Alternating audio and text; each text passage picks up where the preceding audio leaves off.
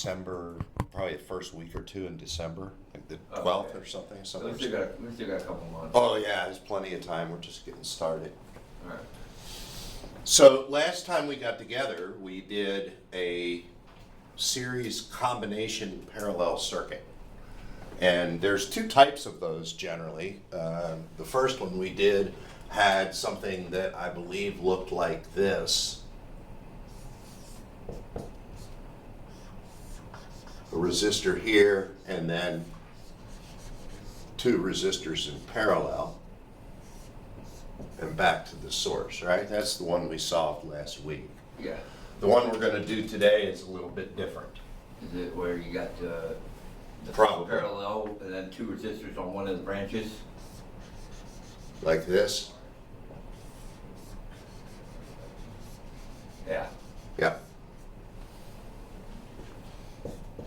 12 volts.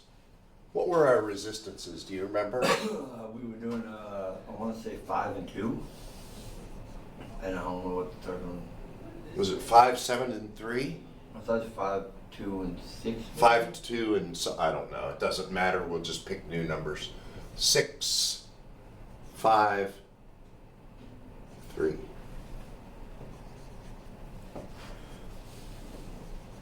And again, we can put up our table like we did last time. R1, R2, R3 total, and V, I, and R. We can always calculate the power. I tend to leave that out when I do the initial circuit and then add it later because it's really just V times I. But I don't like a real cluttered table. And plus, I know by looking at this that if I have any two in a row, I can calculate the third one. So there's a graphic visual element to solving these. So the first element or the first order of business is to do what we did before and write down everything that is given to us in the circuit. And that would be total voltage is 12 volts. Resistor 1 is 6 ohms. Resistor 2 is 5 ohms. And resistor 3 is 3 ohms.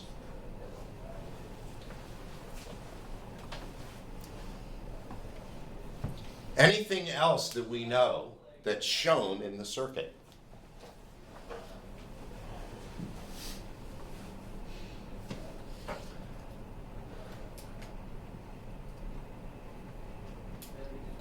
Anything? There should be something obvious.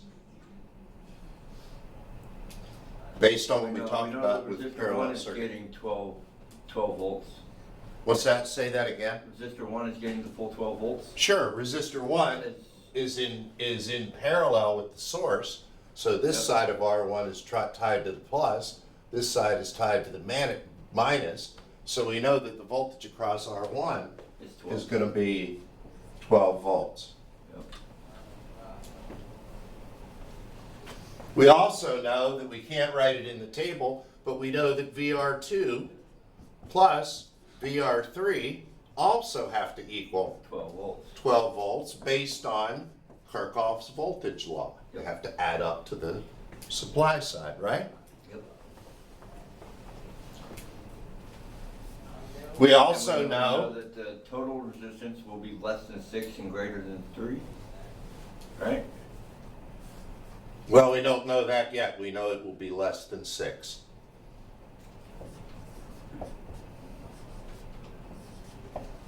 What else do we know? IR2 is equal to IR3 by virtue of Kirchhoff's current law. Everything that flows out of IR3 or R3 has to flow through R2. So those two currents have to be equal. Series, equal currents divide voltage. Parallel, equal voltage divide current.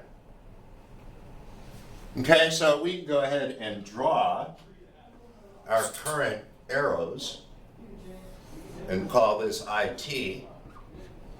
We'll call this IR1 and we'll call this IR2 and IR3.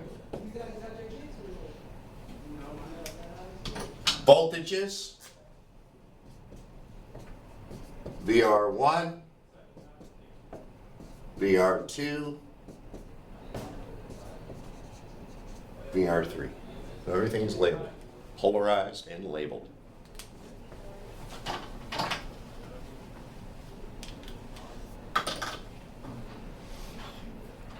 So what is the question that we ask now? What's the question we ask ourselves now?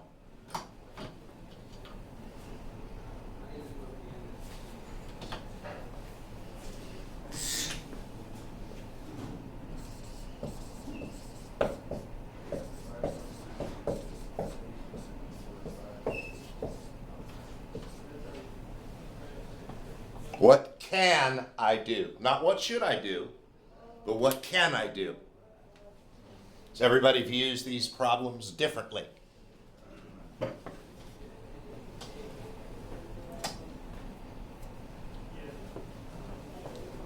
So what can I do? We could figure the current for R1. Sure, we could figure the current for our R1 easily enough. We know the voltage and resistance, so we've got 2 out of the 3, right? Yep. So what then is the current? I is equal to V over R. So it's 2. Yep. 2 amps. 2 amperes. Does that help us with anything else? Not really, because we don't know what the total current or anything else is.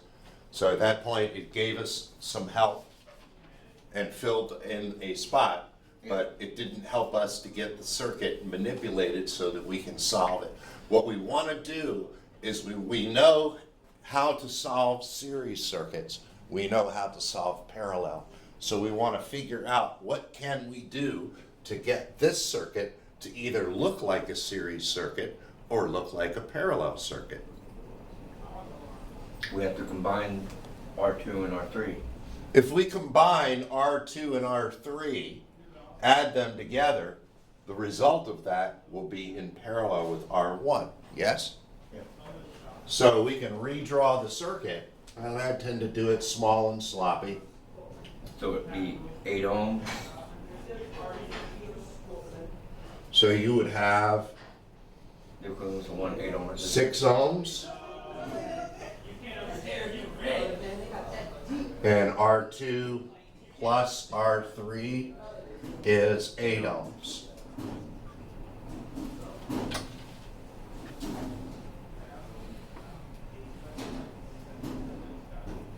Okay, simple. And we have, of course, 12 volts here. What can we do? Well, we can figure for the combined current of R2, R3 branch. So we can figure out this current. Yeah, at that branch, it's receiving 12 volts. We already know that this is 2 amps. Yep. And so it's receiving 12 volts at the beginning of that resistor.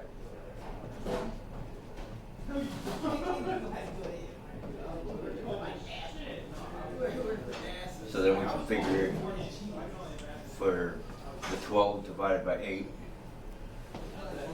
which would be what, like 1.5, yeah. So now we know that that branch is getting a total of 1.5.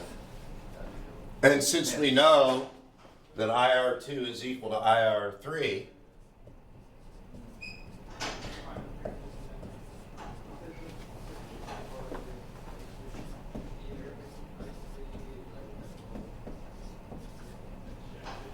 And now we can figure R. We multiply the 1.5 by the 5, right? sure, And so then we end up with got 2 out of 3. 7.5 volts. That's one thing we could do. The other thing we could do is calculate the total current, which is 3.5, right?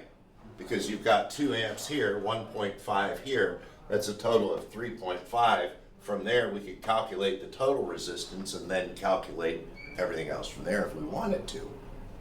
That's what I'm saying. It's what can I do, not what should I do. You may solve the problem completely different, and whatever he's saying may not make sense to you. You will have your own way, or you will develop your own way to solve these problems the same way you develop your own preferred way to get to work in the morning or get to school. It's a personal preference. Okay, so, but you're entirely right. Let's go with what you're saying. And we can calculate our voltages because V is equal to I times R. 7.5. So 7.5 and 4.5. Yep. 7.5, 4.5. Did they add up to 12? Yes, they do. So Kirchhoff's voltage law is satisfied, right? Yes. And then what do we need to do here? Hold on. Well, we can either calculate the total resistance Or the total current. or the total current, and from that get the total resistance. Yeah. So down here, we could do this by saying 6 times 8 over 6 plus 8. Or we could say R is equal to V over I, which is 12 volts, over 4.5 amps. Both of those should give you the same number.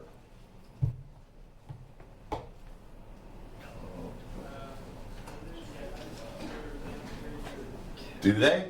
So you would be looking at a total power of. We're not looking at power yet. Okay. We're looking at resistance. Power would be over here. So we got 12 divided by 4.2 gives you 2.86. 2.8. Which one? That's the 12 divided by 4.5. Or no, that's 4.2. No, mind, hold on. 4.5. 2.666666666. So it's 2.67. And this is 48 over 14. Is that right?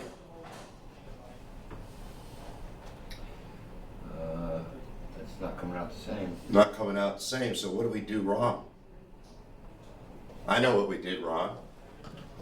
This is 3.5. Duh. 2 plus 1.5 is 3.5. Yeah. So this should be 12 volts over 3.5. 3.5 is 3.428, blah, blah, blah, long residual numbers. And then 48 divided by 14 is 3.4285, blah, blah, blah, blah. So yeah, that's it. That is our number. Circuit solved. Yep. We have every voltage and every current. If you want to calculate the power, 24 watts, 12 times 2. 7.5 times 1.5 is what? 7.5 plus 3.75 or 11.25-ish. 4.5, 6.75. 4.5 times 1.5 is about 6.75. And 12 times 3.5 is 42. So you can just multiply them and get your answers.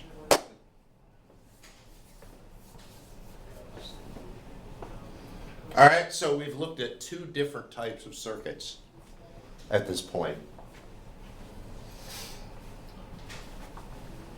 One more thing to discuss for this week.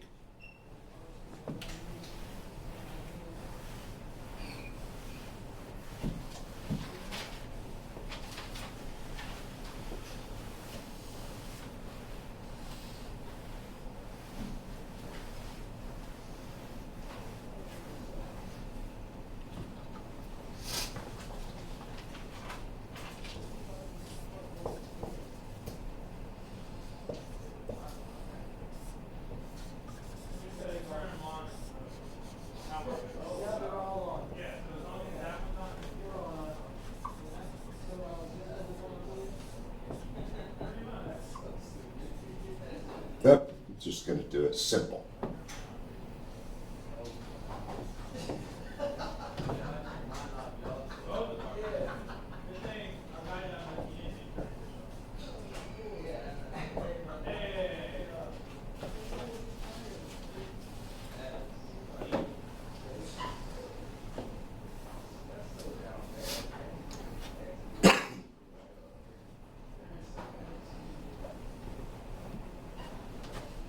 I'm not gonna make you guys go through the solution of this, but I'm gonna do it as a demonstration.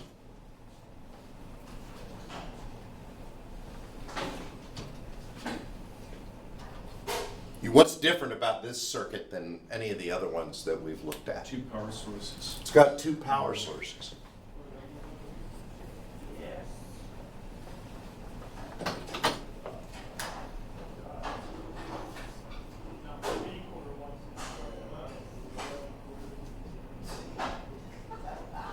Two power supplies with different voltages.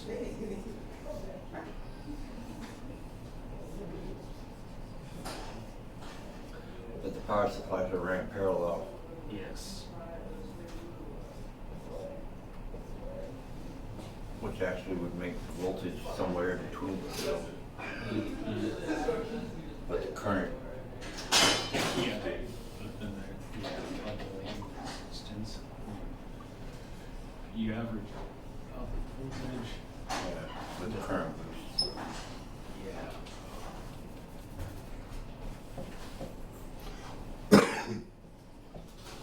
I know that tricks, they used to have to jump my truck off of random ass batteries, like drill batteries, half dead car batteries. I had like 6 half dead car batteries, 2 drill batteries all ran in parallel.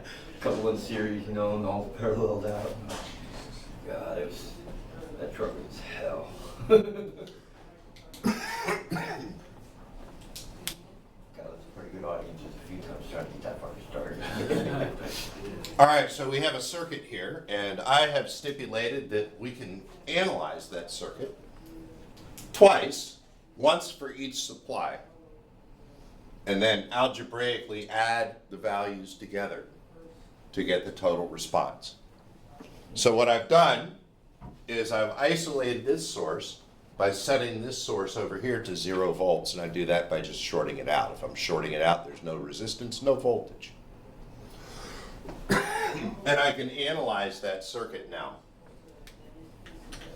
This becomes, and again, I'm just demoing this. If you want to write it down, of course, it's also going to be on the video. Becomes 3 ohms, and this becomes 4 in parallel with 2, because these 2 are now in parallel with each other. 4 in parallel with 2 is 4 times 2, which is 8, divided by 6. 8 divided by 6 is what, 1.33?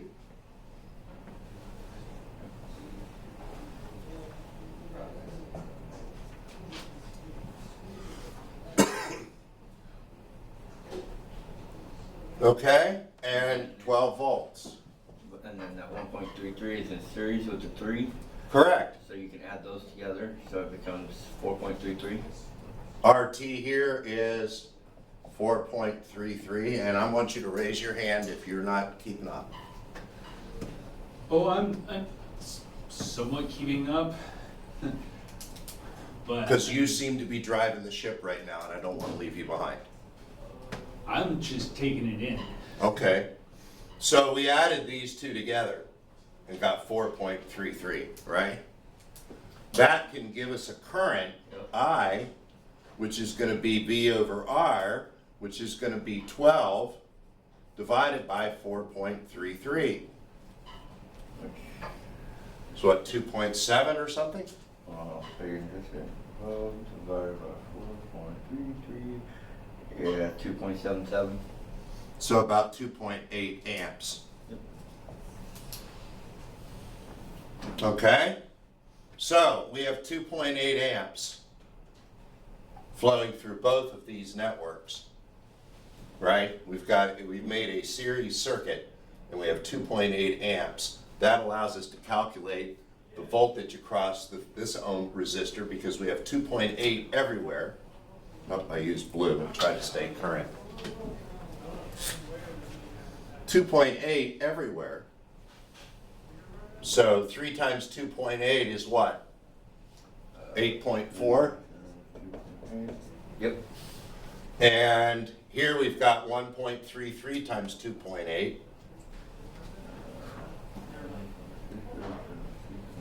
Is it 3.7? 3.724. What is it? 3.72.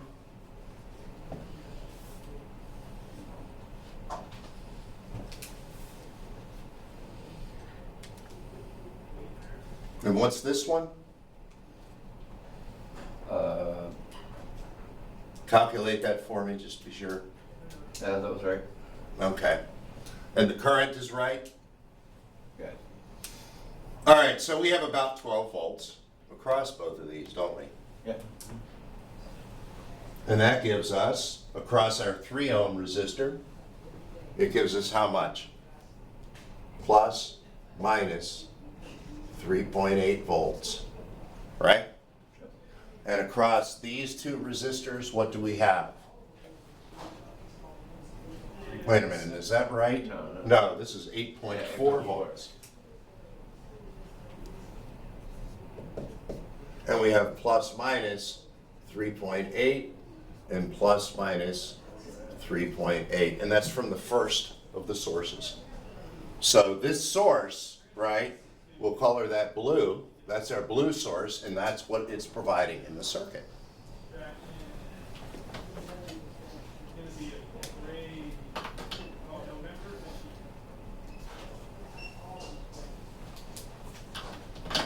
For our B circuit over here, we have plus minus 6 volts going through a 4 ohm resistor, and then we have a 2 and a 3 in parallel.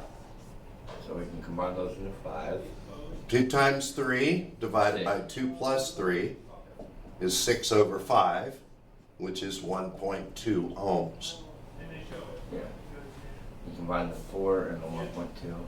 So we'll change this. Let's just do it over here. So we keep everything. 4 in series with 1.2 and 6 volts.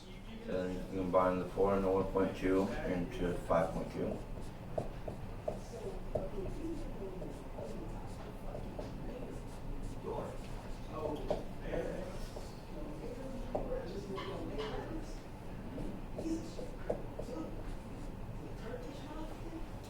That's what my guess is. 6 over 5.2.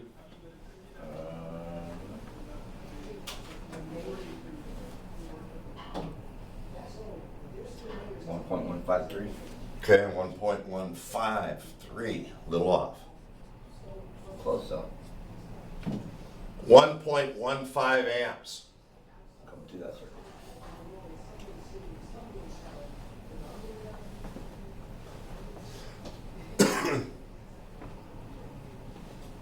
That gives us what in terms of voltages? 1.15 amps times 4. 4 is 4.6. 4.6 volts. And then 1.15 times 1.12.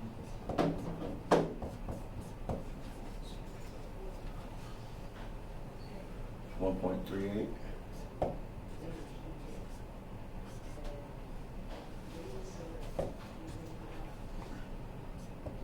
And together those make right at 6. And if you add the 2 voltages together, 4.6 plus 1.38, you get 6. 5.92. Or yeah. Close enough. Yeah. Okay, so plus minus, let's add these now up to our main drawing. So we have plus minus 4.6, right?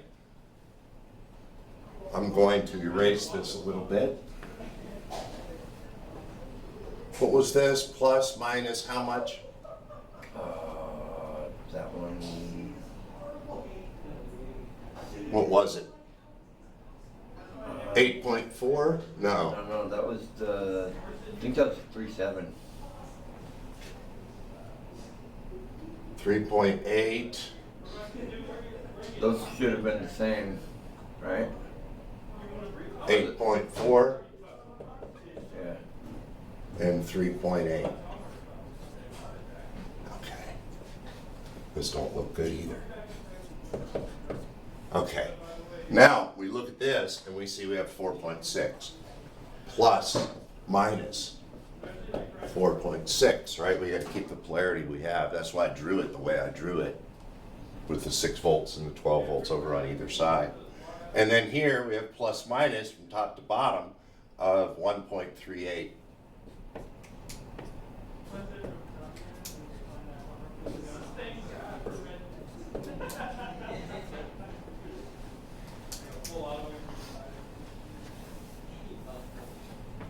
So now we have the Would we- contributions. Would we work those like you would in simple math, so that would be a negative 4.6 plus 3.8? Well, I'm just about to get there, but yes. I was just trying to, Yeah. make a prediction there. Make a prediction. Yeah. So these are in opposite polarities, right? 4.6 this way, 3.8. What's the difference? Subtract them, you get 0.8, right? And we're going to subtract them and we're going to keep the polarity of the largest one. So which is the largest one? This one? Yep. So we'll replace that, put 0.8 and get rid of this. Okay? Yep. This one, same deal. 8.4 this way, 1.4 this way. That would be 7. 7.02 But it says plus. plus minus. So we'll get rid of this, 7.02. And here, Those are the same way, so we would just combine them, correct? same polarity, 1.38 plus 3.8. That's 5.18.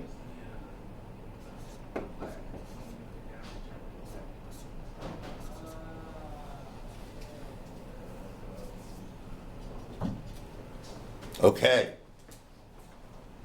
Is it right? That's the question. Is it right? Do we have a way of knowing? And the answer is, of course, why, yes, we do. Remember what I said about Kirchhoff's voltage law, that the sum of the voltages has to equal the source? Yeah, so if you go from the 12 and wrap around the 5. So let's start right here. The 5 plus the 7 is 12. And we're going to take a walk. And we're going to encounter negative 5.18. We're going to keep walking around this circle, and we're going to come up with negative 7.02. We're going to continue walking around the circle, and we're going to encounter plus 12, and then we will be home. Okay? What do those add up to? 12.2. Roughly 0.2.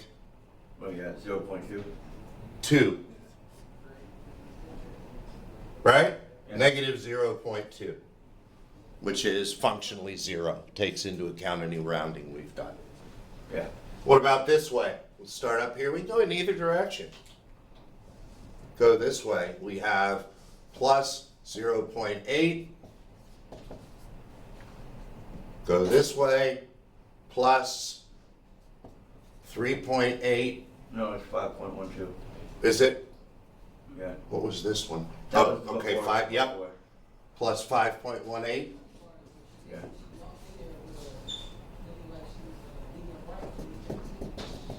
Minus 6, and we're back home again. Yep. So we total out at 5. 5.98. Yeah, 98. Functionally 0. Functionally 0. Okay, so the fact that that's functionally 0 tells us that we did the right. It's called checking our work, right? Yep. So what does this tell us? That this whole process is a lot simpler than it looks on paper.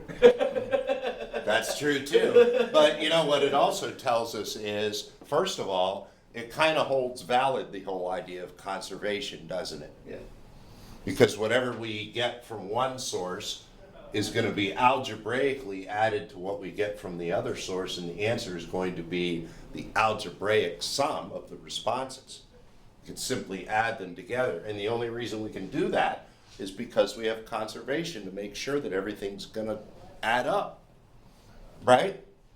So if you go into like an old encyclopedia or maps in some cases, you have these things called overlays. Have you heard of those? Where you might have a skeleton, picture of a skeleton, and then you'll have a clear page that's the muscles. Yeah, or the organs, then the muscles, then the skin. Exactly. Yeah, And you can layer them on top of each other, right? And the sum of those layers adds up to the whole human body, right? So what you're doing is you're taking the skeleton and you're superimposing, right, another layer on top of it, and what you see becomes the sum of those two layers. Yep. Superposition. That's what this is. It's called super. And what does super mean? What's the word super mean? Supervisor. Above all. Above, Yeah. right? Position. So we're just going to lay something above something else. Add them, literally add them together. Okay, so, you know, this is kind of a question that says, you know, that begs the question in a sense, why would we ever want to do this? And the answer comes in the form of later work. And chances are, you would rarely ever do what we just did on the board. Yeah, I was about to ask, how often would you run into that in the real world? Every day, Really? but not with this. This was a demonstration circuit. The place we used them, we haven't yet been able to talk about because we need more background, but I'll give you a quick example.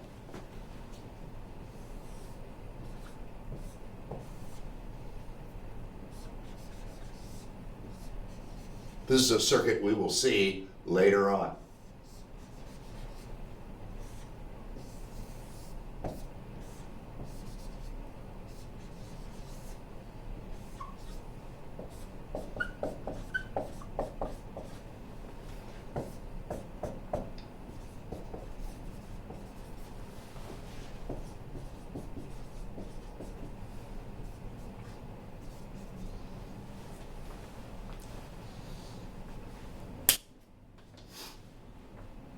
How many different voltages are there in that circuit in terms of a source? 12. One source of 12 Yeah, volts. One source of 12 volts and one source of signal Yeah. that you want to amplify, right? Okay, now I get it. So now you have a signal, an AC signal, which is the reason we haven't talked about it yet, that's coming in from a CD player and is being amplified by an amplifier, right? Remember, we have conservation, so I can't just make more energy out of nothing. So I have my amplifier hooked up to a raw supply of energy. So the amplifier takes energy from here, adds it to this, and makes more energy at the output. It does that through superposition. So when we look at a circuit and analyze this circuit, we're going to basically be doing it that way. Okay, we've got some shortcuts that we can use based on what this transistor does and whatnot, but for the most part, we see that as two separate sources exciting the same circuit. That's why we need to understand superposition. Okay? Does that make sense now as to why Yeah, that actually makes perfect sense now. why we It's a lot might like want to the need it? starting circuit on a car, because you're not running that full power through the key switch. The key switch just actuates A relay. yes, thank you. Starter solenoid. Well, relay to the starter solenoid. And then when you get into the computerized, where it just touch a button and it just starts it, that's something completely different. It's not, but it is. Well, It's yeah. how it's controlled, Yes. right? But yeah, that becomes you have the power going to the starter, and you're using another power signal to control that. And the net result, of course, is going to be what happens with both, Exactly. right? Yep. So yeah, superposition is very important. So I want you guys to remember this. What can I do? What can I do? Not what should I do? Because everyone is going to draw, analyze, visualize these circuits differently based on how the brain works.